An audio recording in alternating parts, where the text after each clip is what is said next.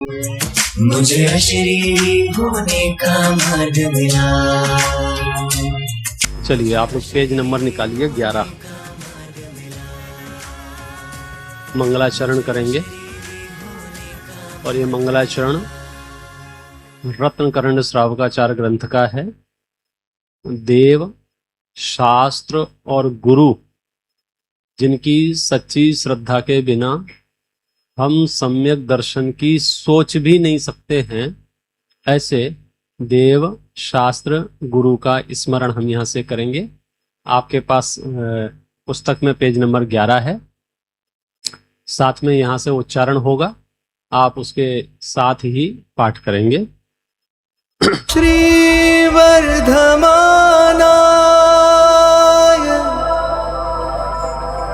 निर्धूत कलीलात्मने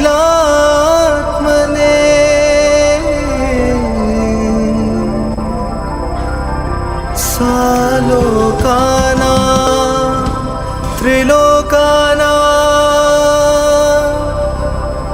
यद्विद्या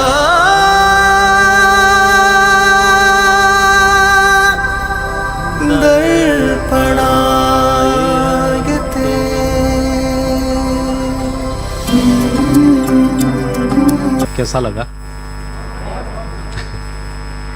यही चलने दूं, मैं बोलूं? देखो, अभी आप जो सुन रहे थे ना, वो हमारे आचार्य भगवंतों ने जो कहा है, मतलब ऐसा कह सकता हूं, अभी आप आचार्य समंत्र भद्र देव के मुख से सुन रहे थे। देव कैसे, गुरु कैसे, शास्त्र कैसे। ये तो आप ये जो 4-5 छंद है ना, ये रत्नकर्ण श्रावकाचार्य के, इससे तो पूरा ही ग्रंथ जोरदार है। इस 5 छंद तो हर किसी को याद होने ही चाहिए। धर्म किसे कहते हैं, देव किसे कहते हैं, गुरु किसे कहते हैं, शास्त्र किसे कहते हैं। टोडामल साहब ने लिखा है, अहो देव, शास्त्र, गुरु तो सर्वोत्कृष्ट पदार्थ हैं, इसमें शिथिलता वर्तने से अन्य धर्म कैसे होगा। मांगलिक किया। और अब हम चलते हैं अपने विषय पर। नाम क्या है विषय का? उपयोग का प्रयोग। अच्छा, आप लोगों को उपयोग पता है कि नहीं पता है? उपयोग क्या है? उपयोग क्या है? उपयोग कौन बताएगा? उपयोग दुबई वालों को पता होगा। उपयोग क्या है? उपयोग अमित भैया आपको पता है?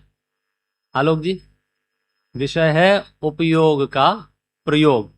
तो उपयोग शब्द का अर्थ क्या है? उपयोग माने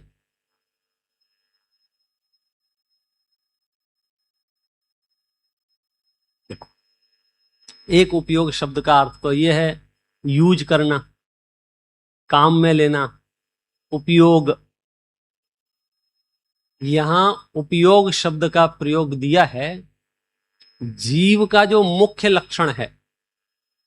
जीव का जो मुख्य लक्षण है, ग्रंथ महाशास्त्र तत्वार्थ सूत्र में जीव के लक्षण में कहा है उपयोगो लक्षणम। उपयोग जो है ना, ये जीव की पहचान है, ये चिन्ह है। कैसे पहचान है? अनंत द्रव्य है इस धरती पर, अनंत द्रव्य, ये जीव द्रव्य है, ये कैसे पहचानेंगे? उपयोगो लक्षणम।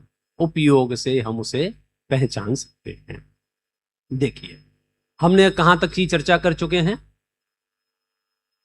कर्म के उदय से शरीर की प्राप्ति, शरीर की प्राप्ति से इंद्रियों की प्राप्ति, इंद्रियों की प्राप्ति से विषयों का ग्रहण, विषयों के ग्रहण से मोह राग द्वेष, और मोह राग द्वेष से नया कर्म बंधन, नया कर्म बंधन से नया कर्म का उदय, और नया कर्म का उदय तो फिर शरीर, और फिर इंद्रियां, और फिर विषयों का ग्रहण, और फिर राग द्वेष, और फिर कर्म बंधन, फिर कर्म का उदय, तो फिर कर्म बंधन, फिर कर्म का उदय, फिर कर्म बंधन, फिर कर्म का उदय, फिर कर्म बंधन, फिर कर्म का उदय, फिर कर्म बंधन, फिर कर्म का उदय। और ये अनंत काल से इस साइकिल में मैं घूम रहा हूं। अब मुझे साइकिल ब्रेक करनी है, तो उसको कैसे ब्रेक कर सकते हैं?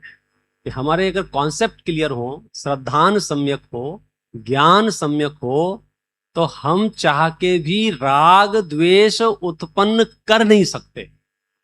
और श्रद्धान विपरीत हो, ज्ञान विपरीत हो, आप चाह करके भी वीतरागी रह नहीं सकते।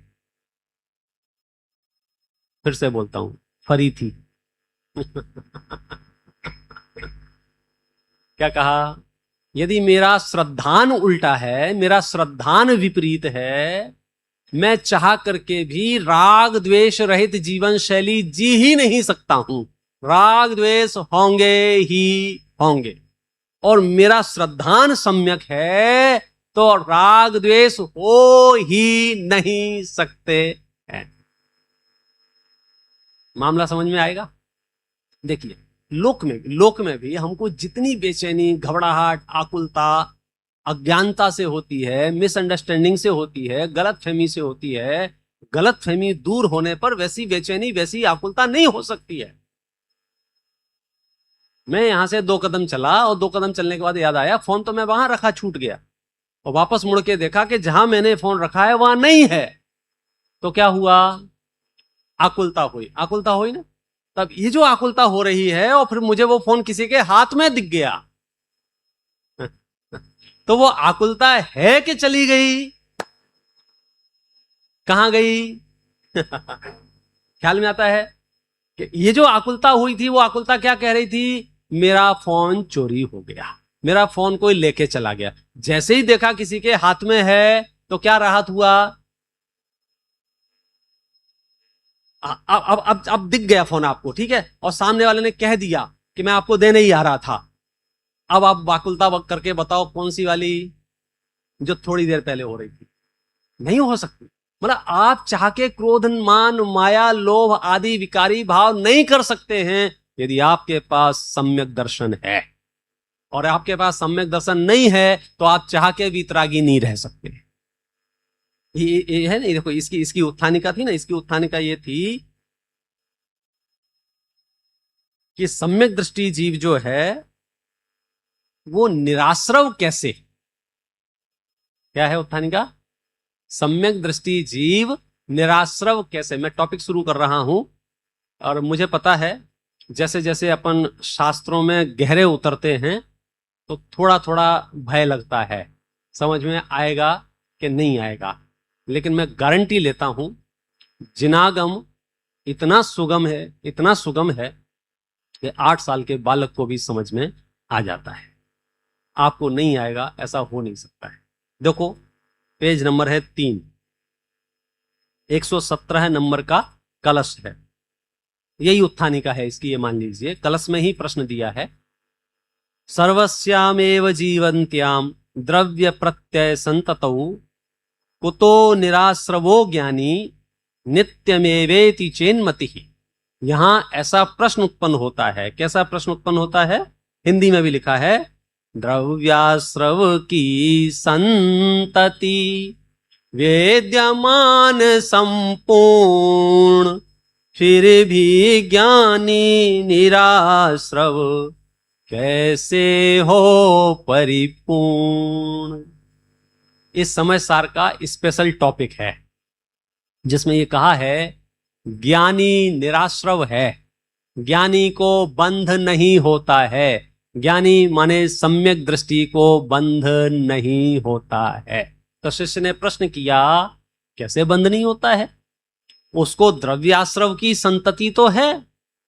द्रव्याश्रव की संतति है माने सम्यक दृष्टि जीव गृहस्थ है या मुनि है? गृहस्थ है, बराबर है। संसारी है या मुक्त है? संसारी है, बराबर है। उसको 8 कर्मों का बंधन अभी वर्तमान में विद्यमान है कि नहीं है? उसको कर्मों का उदय है कि नहीं है? उसके कर्मों की सत्ता है कि नहीं है? उसके कर्म आ रहे हैं कि नहीं आ रहे हैं? कर्म जा रहे हैं कि नहीं जा रहे हैं? तो कर्म आ रहे हैं, जा रहे हैं, आ रहे हैं, जा रहे हैं, यही तो कर्मों की संतति है। तो जब द्रव्य कर्मों की संतति वहां विद्यमान है, फिर आप उसे निराश्रवी कैसे कहते हो? प्रश्न ख्याल में आया? किसकी बात चल रही है? सम्यक दृष्टि को बंध नहीं होता। क्या बात कर रहे हो? सम्यक दृष्टि को बंध नहीं होता है? हाँ हाँ, सम्यक दृष्टि को बंध नहीं होता, समय सार में लिखा है। प्रश्न है, क्यों बंध नहीं होता सम्यक दृष्टि को? अभी वो गृहस्थ है ना, तो गृहस्थ होने के बावजूद भी बंद। एक तो मैं आपको थोड़ा सा एक शास्त्र टूर करा दे, वर्ल्ड टूर होता ना, शास्त्र टूर करा देता हूं। सम्यक दर्शन के मामले में जैन समाज के सभी मत पंथ संप्रदाय एक मत हैं कि यह बहुत जरूरी चीज है। जितना जितना बोल रहा हूं उतना उतना ध्यान से सुनना। क्या एक मत है? ये बहुत जरूरी चीज है।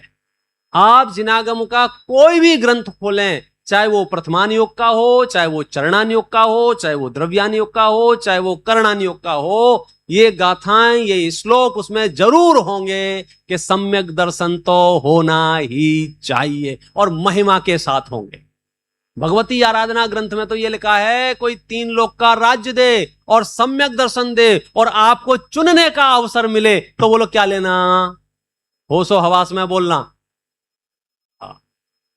बाद में मत मैं तो नहीं, जल्दी जल्दी बोल दिया। क्या क्या बात कर रहे हो? कहां 3 लोक का राज और कहां सम्यक दर्शन? रत्नकरण श्रावकाचार्य ग्रंथ में लिखते हैं सम्यक दर्शन के समान दूसरा कोई उपकारी इस धरती पर है नहीं। यही तो है जो श्रेय और निश्रेय अश्रेय का भेद विज्ञान करा के मोक्ष तक पहुंचाता है। रत्नकरण श्रावकाचार्य में तो सम्यक दर्शन की महिमा बताते हुए ये लिखा है उसके साइड इफेक्ट के बारे में कि अगर किसी को सम्यक दर्शन हो जाए ना तो जिनके लिए आपकी लार टपकती है, ऐसा हो जाए, ऐसा हो जाए, अनुकूल से, ये तो ऐसे ऐसे ही मिलते हैं, ऐसे ही उसका है।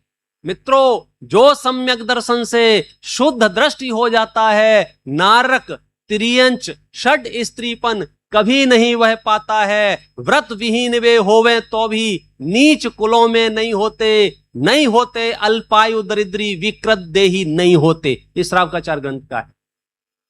ख्याल में आया? पार्लर जाने की जरूरत नहीं पड़ती सम्यक दृष्टि को। क्यों?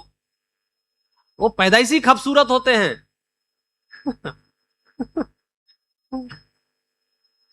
हाँ, वही जो आप समझ रहे हो। क्या करें? विकृत देही नहीं होते, दरिद्री नहीं होते। आप देख लो, एक एक सम्यक दृष्टि की कथाएं पढ़ के देख लो। जिसके आप देखना, इसका कॉन्सेप्ट समझने की कोशिश करना। तुम जिस पुण्य को भी चाहते हो ना, हालांकि हम ये कहेंगे कि मत चाहो, अच्छी बात नहीं है, अज्ञानियों की तरफ से बात करो। जो लोग पुण्य को भी चाहते हैं ना, रहस्य की बात बताऊं, थोड़ा ठीक ठाक पुण्य है ना, वो सम्यक दृष्टि को ही बनता है। मिथ्या दृष्टि को तो ढंग का पुण्य भी नहीं बनता है। ये जो चक्रवर्ती, नारायण, बलभद्र, प्रतिनारायण, 169 महापुरुष, 63 सलाका पुरुष की जो पद है ना, ये किसको मिलते हैं? ये अच्छे पुण्य है, पुण्यानुबंधी पुण्य है। आगे पीछे ये जीव मोक्ष में जाएंगे ही जाएंगे। ख्याल में आया? ऐसा पुण्य किसको बनता है? बोले चक्रवर्ती किसी को बनना हो तो बोले कैसे बन सकते हैं? बोले पहले सम्यक दृष्टि बनना पड़ेगा। बोले सम्यक दृष्टि बने बिना तो यहां भी ठीक ठाक व्यवस्था नहीं मिलने वाली है, तो मोक्ष तो भूल ही जा। मैं ये कह के ये नहीं कहना चाहता हूं माला जपना चक्रवर्ती बनना है। मैं ये बताना चाहता हूं सम्यक दर्शन की महिमा देखो, महिमा।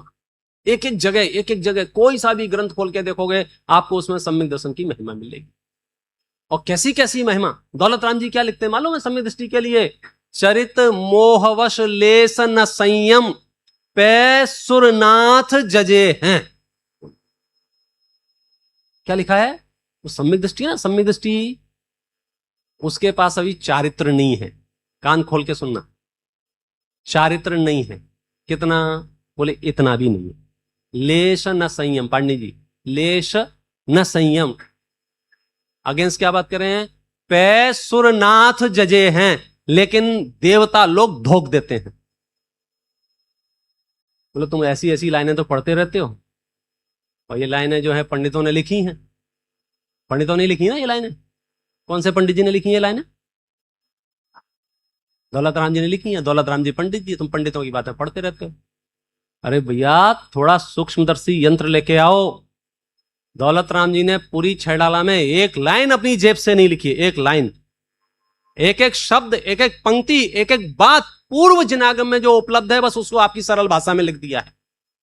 रत्नकरण श्रावकाचार्य का श्लोक है कि नहीं है सम्यक दर्शन के मामले में कि कोई सम्यक दृष्टि चांडाल के शरीर में भी होगा, मेरा उसे नमस्कार है। लिखा है। क्या लिखा है? चांडाल के शरीर में भी यदि किसी को सम्यक दर्शन है तो वो पूज्य है।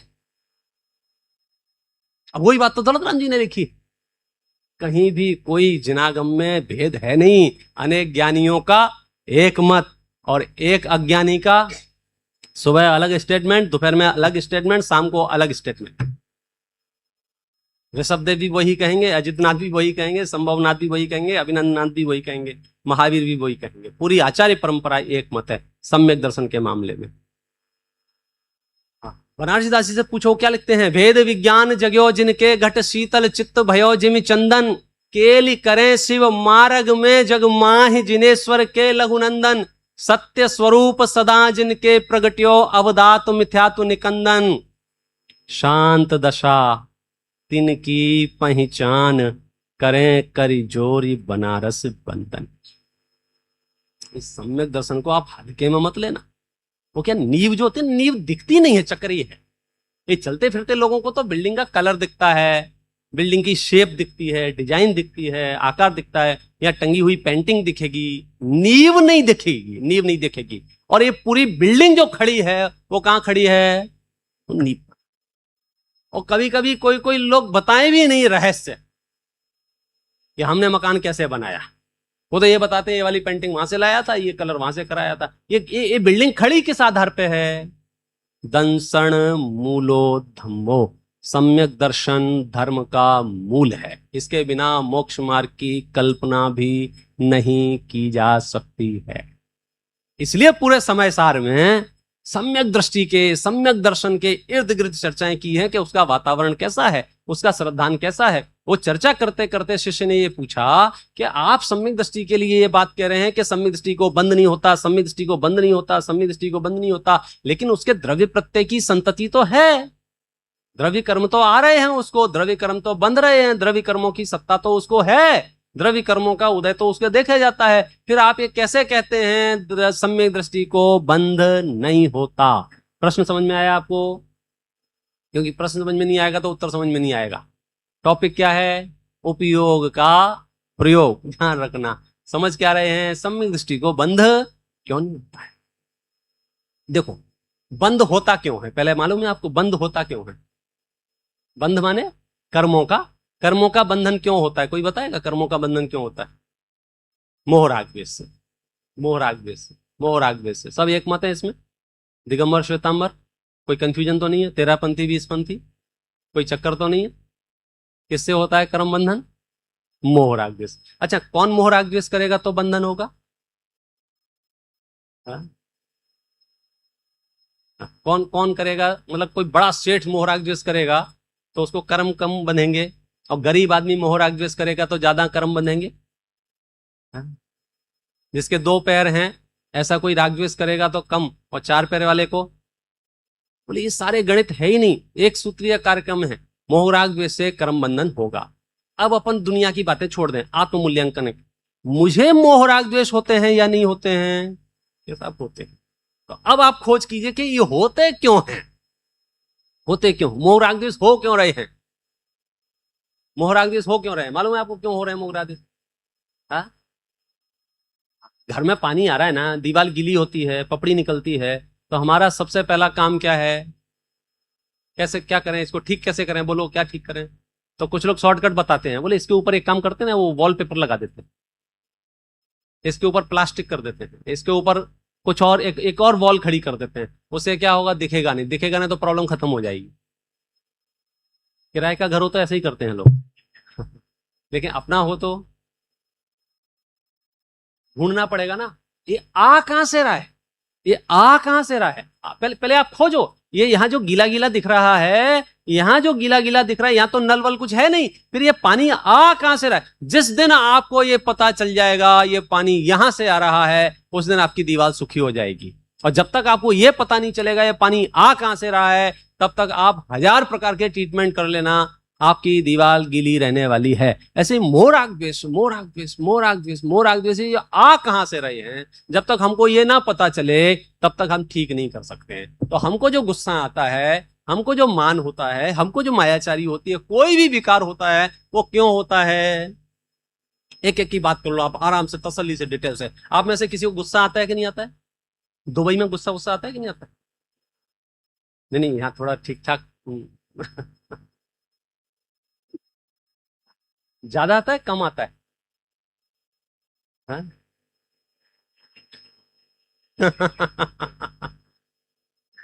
तो फिर तो नहीं आता होगा ना, फिर तो अंदर अंदर रह जाता होगा।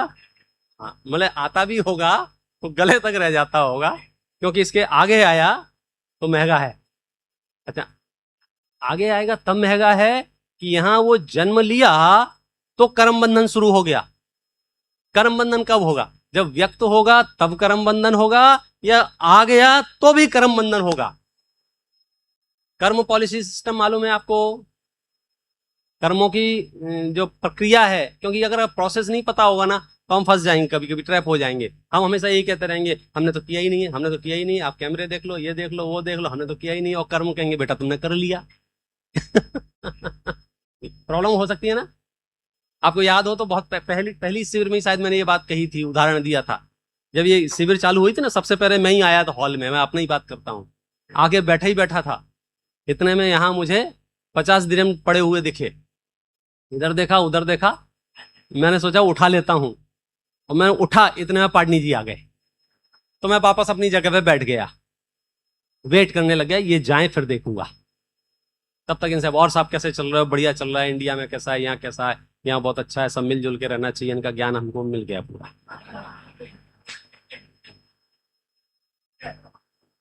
फिर मैं याद दिलाता हूं, कोशिश करता हूं कि तीर्थंकर आदिनाथ भी ये काम नहीं कर पाए, मारीची को नहीं समझा पाए, बेटा नाराज मत हो, क्रोध मत कर, अपनी दुकान अलग मत लगा। हम तो बहुत सामान्य आदमी हैं, कपड़े वाले हैं, आप समझे। त्यागी व्रती ये काम नहीं कर पा रहे हैं, सब एक हो जाएं तो गृहस्थ कैसे एक करेंगे? और मैं तो कहता हूं किसी को एक करना है ही नहीं, सब एक ही हैं, एक ही हैं, एक ही। भेद है कहां मुझे बताओ? मैं तो शास्त्रार्थ बंद हो गए हैं। अगर मुझे कोई सुरक्षा दे दे, Z+ सुरक्षा, तो मैं शास्त्रार्थ करने को तैयार हूं। मुझे बताओ तो वस्तु स्वरूप में भेद है कहां? कहां भेद है बोलो? मैं देखो, कॉन्सेप्ट समझने वाली बात है। हम सब भारतीय एक हैं, या हम सब भारतीयों को एक होना है? सोच समझ के जवाब देना, दुबई में बैठे हो। हम सब भारतीय एक हैं कि एक होना है? क्या बात कर रहे हो? हम सब भारतीयों की शकल एक जैसी है?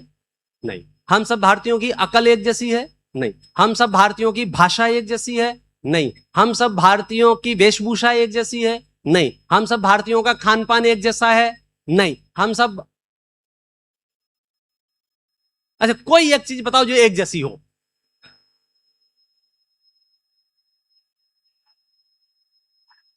तो जैनियों के 2 झंडे हैं, जैनियों के 2 झंडे हैं।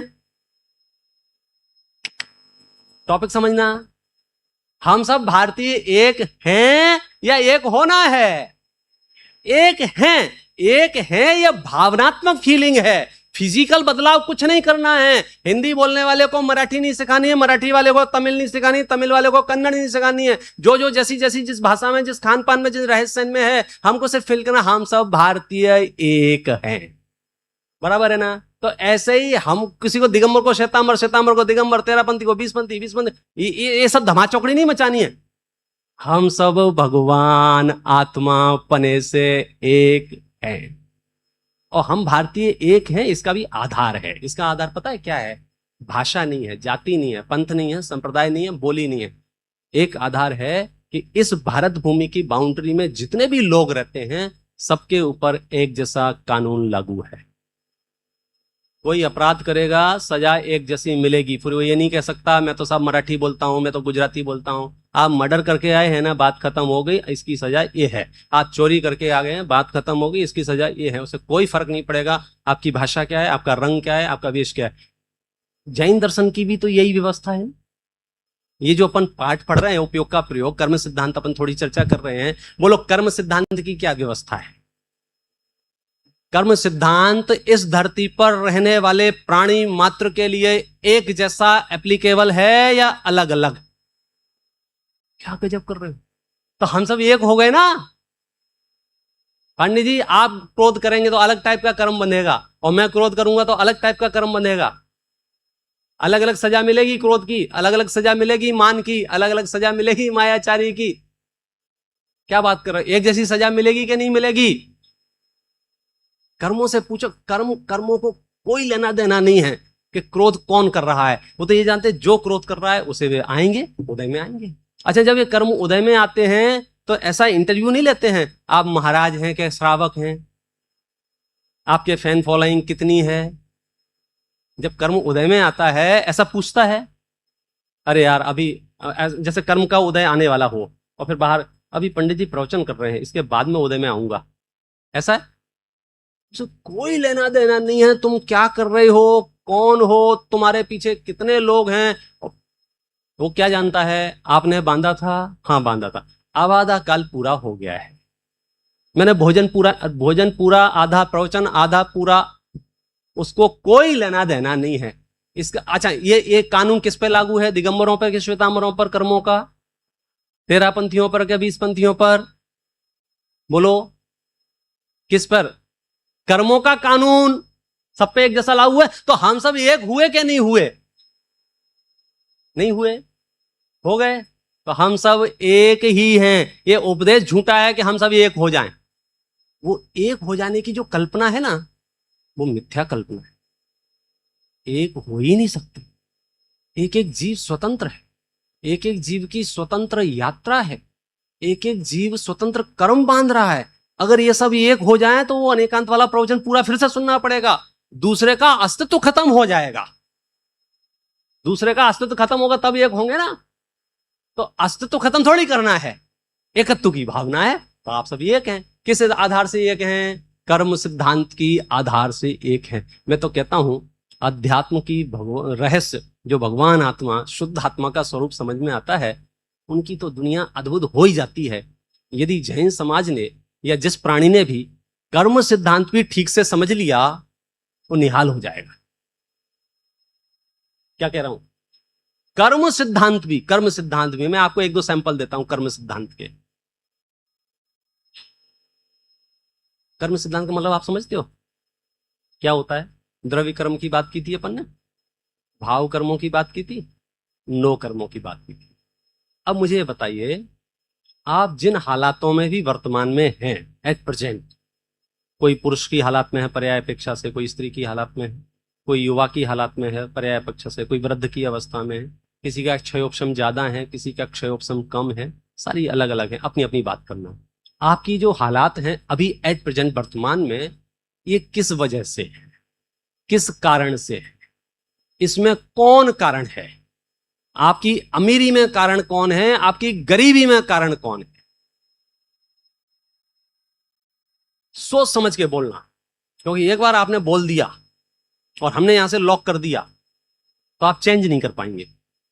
बोलो अतिथि में देखो, इन्होंने शास्त्रीय शब्द का प्रयोग किया, स्वकीय कर्मोदयात। क्या प्रयोग किया? समय सार का ही शब्द है ये, स्वकीय कर्मोदयात। स्वकीय कर्मोदयात माने अपने कर्म के उदय से। और ये सिर्फ बात मेरी नहीं चल रही, इस धरती पर रहने वाले प्राणी मात्र की बात चल रही है। आप बड़े से बड़े व्यक्ति की बात करोगे, उसकी बात कर सकते हैं, छोटे से छोटे, एक केंद्रीय से लेकर के कहीं तक भी जा सकते हैं। 2-4 बहुत फेमस पर्सनैलिटी हैं, मैं रिमाइंडर इसलिए दे रहा हूं कि उनकी चर्चाएं बहुत होती हैं। रामचंद्र जी का नाम सुना है आप सबने? सुना है। 2 मिनट में पूरी चर्चा खत्म करेंगे, 2 मिनट के अंदर। रामचंद्र जी का नाम सुना है? हाँ सब सुना है। उनको घर से निकाला गया था, सुना है आपने? तो सुना। किसने निकाला था उनको घर से? किसने निकाला था? क्या बोला दशरथ जी ने? क्या बोला दशरथ जी ने? किसी को पता है रामायण? भैया आपको पता है रामायण? रामचंद्र जी को घर से बाहर निकाला था, पता है आपको? किसने निकाला था? दशरथ जी ने। सही बात है, ये फैक्ट है, ये दशरथ जी ने निकाला था। मैं दशरथ जी के पास गया, क्या आपने क्यों निकाला? तो बोलो विपिन जी बैठो थोड़ी देर बाद। क्या बड़े लोग होते हैं जल्दी में कुछ नहीं करते, वो शांति से जवाब देते हैं। धैर्य उनके बाद, पेशेंस उनका सबसे बड़ा लक्षण होता है। यदि आपके पास पेशेंस है तो आप समझना आप बहुत बड़े आदमी हैं। 3-3, 4-4 घंटे स्वाध्याय सुन रहे हैं, इससे ज्यादा पेशेंस और क्या चाहिए? और अभी भी मुस्कुरा रहे हैं, मतलब समझ में भी आ रहा है धन्यवाद। उन्होंने कहा बैठो। देखो मैं क्या करता, मैं वचन दे चुका था कैकेयी को बहुत पहले। आप बताओ क्या मेरे जैसे व्यक्तित्व को वचनों से पलट जाना शोभा देता है।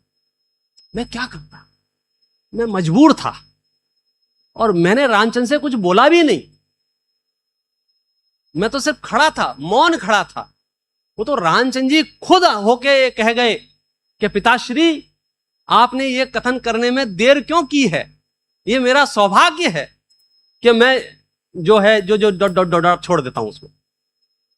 मतलब आपने लौकिक, मैं तो आध्यात्म की रामायण की तो क्या बात करूं, बनारसीदास जी वाली लौकिक रामायण रामानंद सागर ने लिखी थी ना, वो रामायण का भी डायलॉग आप सुनोगे ना तो पता है उन्होंने क्या लिखा था, रामचंद्र जी ने क्या जवाब दिया था दशरथ को। मेरा कोई पूर्व जन्मों का पुण्य जागा है जो मैं वनवास के लिए जा रहा हूं, मुझे वहां ऋषि मुनियों की सेवा करने का अवसर प्राप्त होगा। वो तो तुम्हारी खोपड़ी उल्टी है, सो किच किच कर रहे हो, क्या हो गया क्या हो गया, बेचारे क्या करेंगे, बेचारे क्या करेंगे, बेचारे क्या करेंगे। मैं तो कहता हूं आप सोचो, ये आप सब व्यापारी लोग हैं, जॉब सर्विस वाले लोग हैं, 4-4 5-5 दिन का वैकेशन निकालना कितना भारी पड़ता है। रामचंद्र जी को 14 साल का वैकेशन, क्या बात कर रहे हो। अब ना उनको ड्रेसअप होके आना है राज दरबार में, ना किसी की प्रॉब्लम सुननी है, साहब हमारा नल नहीं आ रहा है, हमारी नाली चौक हो गई है। भाई राजा है तो समस्या तो होगी ना। अब वो राज दरबार में नहीं बैठ, सारी हेडिक से मुक्त। और पता चला क्या किया 14 साल तक, बोले कहीं मुनराजों को आहार दे रहे हैं, कहीं तीर्थ यात्राएं कर रहे हैं, क्योंकि अब दूसरा लोड खत्म हो गया ना। तो बोले पुण्य का उदय था क्या पाप का उदय था। अभी अभी हमारा सर फटा जा रहा था, बेचारे रामचंद्र जी, बेचारे रामचंद्र जी, बेचारे रामचंद्र जी। अब हमने थोड़ी सी अच्छी बात बता दी, अरे भैया ऐसा भाग्य हमारा भी आ जाए, कब हमारे हमारे घर वाले हमें घर से भगाएं, कुछ ना करना पड़े, और पत्नी ऐसी मिल जाए जिसपे 64 कलाएं हो, 64 कलाएं। सीता जी मिट्टी के बर्तन बनाना जानती थी, बोलो, मिट्टी उठाई, ठोका पीटी की, बर्तन तैयार। भोजन बनाना जानती थी। मतलब ऐश किए उन्होंने 14 साल तक, कोई डिप्रेशन नहीं, कोई टेंशन नहीं, कोई एंजाइटी नहीं, कोई कंपैरिजन नहीं, कोई देख ही नहीं रहा किसी पे कौन सी गाड़ी है। आप लौकिक दृष्टि से भी उनके 14 साल कम से कम कसाई में गुजरे। घर में रहते तो पता चल जाता भाई साहब, अब पता चल ही रहा है ना आप लोगों को। पॉइंट समझ में आ रहा है आपको क्या हो रहा है पूरे एपिसोड में। चीजें वही है, दृश्य वही है, परिस्थितियां वही है, सिर्फ आपका थॉट प्रोसेस चेंज हुआ तो अवसाद की जगह आनंद आने लगा। ये तो बात रामचंद्र जी की चल रही थी, अपने पास अपने साथ भी यही सब है। तो फिर कैकेयी के पास पहुंच गया, दशरथ ने तो फ्री कर दिया, बोले मैं क्या करता, मैं तो मजबूर हूं। कैकेयी के पास पहुंचा, आंटी जी आप तो समझती हैं, आपने ऐसा क्यों किया। तो बोले बैठो बैठो। वो अंदर चली गई किचन में लड्डू लेने के लिए। महिलाओं से बात करने जाओ तो पहले खाओ फिर बात करो। हाँ, तो फिर उन्होंने लड्डू ला के रखे। फिर कैकेयी ने बोला मैं क्या करती, सब ठीक चल रहा था। वो मंथरा आई थी ना गेहूं बीनने के लिए, वो ऐसी ऐसी बातें कह के गई, ऐसी ऐसी बातें कह के गई, मुझे भी लगने लग गया बात तो यही से। तो फिर मंथरा के पास पहुंच गया मैं। तो बोले तुम्हारा दिमाग खराब हो गया, मैं तो हर घर में ऐसी करती रहती हूं। मुझे क्या लेना देना है। तो बहुत ढूंढते ढूंढते ढूंढते दिगंबर संतों के चरणों में जाके जब बैठा, पूछा महाराज क्या मामला है। उन्होंने एक जवाब दिया, स्वकीय कर्मोदयात। न इसमें मंथरा कारण है, न इसमें कैकेयी कारण है, न इसमें दशरथ कारण है, स्वयं का बांधा हुआ कर्म का उदय। आरोप खत्म, ब्लेम खत्म। आरोप खत्म माने आनंद शुरू। आरोप खड़े रहेंगे, हम दुखी होते रहेंगे। और ये समस्या सिर्फ उनकी नहीं है, रामचंद्र जी की। मैं तो इस पे घंटों, आप प्रथमान योग पढ़े तो इतनी मजबूती आती है चरित्र, महापुरुषों के चरित्र से कितना बल मिलता है। सोचो रामचंद्र जी उसी भव से मोक्ष जाने वाले हैं। कहां जाने वाले हैं? मोक्ष जाने वाले हैं। मोक्ष जाने का मतलब समझते हो? मोक्ष जाने का मतलब समझते हो क्या? भगवान बनने वाले हैं। आप सोचो उसी भव से जो जीव भगवान बनने वाला है, उस जीव को भी घर से बाहर धक्के देके निकाला जा रहा है। ये समझ में आता है संसार का स्वरूप। हम नेता, हमारे साथ ऐसा क्यों हो रहा है, यहां रामचंद्र जी के ठिकाने नहीं। तुम्हारी प्रॉब्लम क्या है? कॉलर ऊंची की और बटन लगाए, मेरा अपमान हुआ है। अरे भाई साहब, यहाँ रामचंद्र जी लाइन में लगे हैं, तुम्हारे तो अभी ठिकाने नहीं है सम्यक दर्शन के। छायक सम्यक दृष्टि तद्भव मोक्षगामी जीव। बोलो, फैमिली डिस्प्यूट का सामना करना पड़ रहा है कि नहीं करना पड़ रहा है? अच्छा, फैमिली डिस्प्यूट के कारण से क्या उनका मोक्ष रुक रहा है? क्या मान अपमान से उनका मोक्ष रुक रहा है? क्या एक अकेले रामचंद्र जी पूरे प्रथमान योग पढ़ लेना, जो भी कैरेक्टर आपको दिखाई देगा वहां आपको ये पुण्य पाप के दृश्य नजर आ जाएंगे। बोलो, पांच पांडव तद्भव मोक्षगामी, उसी भाव से मोक्ष जाने वाले हैं। हालात कैसे हैं? परिस्थितियां बंध मोक्ष में कारण नहीं। तो आपको कर्म सिद्धांत का कॉन्सेप्ट क्या करेगा? निर्भर करेगा। कितना निर्भर करेगा? कि हम जो आरोप प्रत्यारोप में जी रहे थे, आपकी वजह से ऐसा हो गया, आपकी वजह से ऐसा हो गया, आपकी वजह से हो गया, ये सारी कहानी यहां बंद हो जाएगी। अब तो मेरा ही बांधा हुआ कर्म का उदय है। अब मेरी ये प्रॉब्लम, जिनवाणी पढ़ने के बाद ये मेरी प्रॉब्लम नहीं है कौन क्या कह रहा है, कौन क्या कर रहा है, कौन किसने क्या बिहेव किया है, किसने मेरे ऊपर पत्थर फेंके हैं, किसने मेरे ऊपर काली स्याही फेंकी है, किसने मेरा पुतला जलाया है, किसने मेरा मुंह काला किया है, ये कोई विषय ही नहीं है। क्यों? ये तो स्वकीय कर्मोदयात, जिसने जैसा कर्म बांधा है वैसा उदय में आके चला गया। अब अपन नेक्स्ट स्टेप की बात करते हैं कि जब ऐसा कर्म का उदय आता है, जब कर्म का उदय आता है तो उस समय राग द्वेष होने चाहिए कि नहीं होने चाहिए? नहीं होने चाहिए। होते हैं कि नहीं होते हैं? वो कैसे रोके? उसका उपाय बताओ। तो उसका शॉर्टकट उपाय इस अब कल से जो गाथा अपन पढ़ेंगे, सम्यक दृष्टि जीवों की बात करेंगे कि सम्यक दृष्टि जीव किस माहौल में रहते हैं, उनकी विचारधारा कैसी होती है, उनका थिंकिंग प्रोसेस कैसा होता है, उनका थॉट प्रोसेस क्या रहता है, जिस वजह से कर्म की द्रव्य संतति होने के बावजूद भी वे कर्म बंधन को, यानी नवीन कर्म बंधन को प्राप्त नहीं होते हैं। हम और आप सब भी जिन हालातों में हैं, जिन परिस्थितियों में हैं, उन परिस्थितियों से पार अपने चैतन्य को पहचानते हुए चैतन्य सदन में निवास करने की भावना भाएं। इस मंगल भावना से अभी की बात यहाँ।